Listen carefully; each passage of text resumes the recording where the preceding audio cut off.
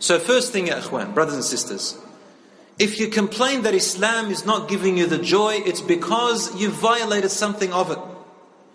Find out what it is and fix it, because it's impossible that Allah subhanahu wa ta'ala will give you a gift that will harm you. And the first thing you need to monitor is this, that the only reason He forbids something is because it will harm you. There is no secret. For example, alcohol has been forbidden. Why? Allah acknowledged some benefit to it. He told you gambling and alcohol has some benefit, but their harm for you outweighs their benefit. It outweighs it. So stay away from it. Allah already told you, man, it's clear. If there's no good, He'll tell you there's no good. If there's any good, He'll tell you there's some good. Then people, when they intoxicate themselves with alcohol, what happens? They start to kill. They start to abuse. They bash their spouses. They bash their kids. They throw themselves in front of cars. They do weird things. They talk their inner guilts out. You catch them out. Alcohol.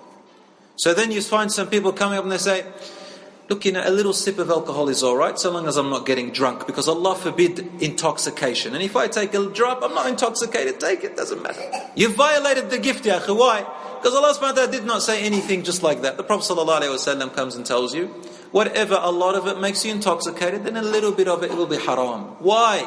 Because the first drop into your system, that little drop, and then the next drop, and the next drop, even if you drink in moderation, if you drink in moderation, you're okay.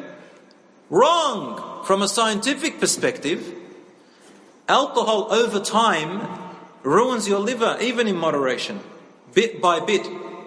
And that's why you keep drinking, because it's addiction. It's an addiction. Eventually. Brothers and sisters in Islam, Allah forbid pork. Why? Not because the pig itself is evil. Muslims, they go around bashing pigs, killing pigs. A pig can be really nice. I read in the paper the other day that a pig saved the life of his owner. Wallah. Owner had a heart attack. The pig went out into the street. Wallahi. And stood in the middle of the road. Then someone stopped and the pig walked towards the house. The owner of the car went towards the house and found the pig's owner having a heart attack, called the ambulance. Uqsimu billahi al-azim. The pig in itself is not an evil animal. But why did Allah forbid it then? Why did He call it najas? Impure. Why? The pig is not impure for a lion or a beast.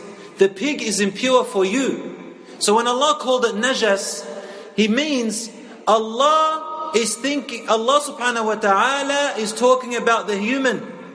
Because the human is the most valuable thing to Allah.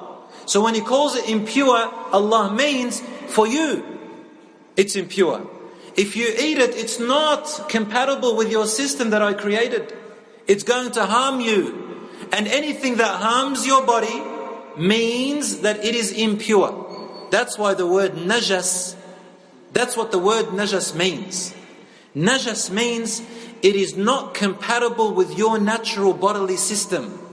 It will harm you. For example, if you drink urine, God forbid, and no one will do that, it's najas. Why?